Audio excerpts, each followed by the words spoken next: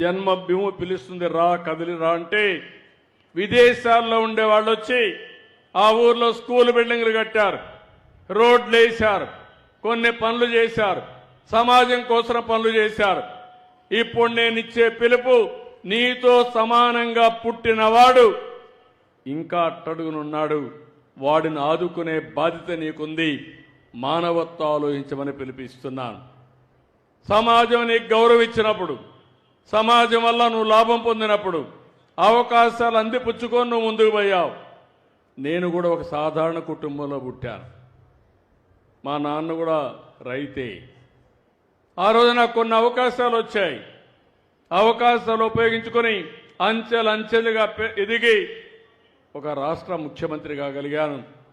ఈరోజు నేను 10 మందికి కాదు, టోటల్ అడ్మినిస్ట్రేషన్ నడిపించే పరిస్థితికి వచ్చాను.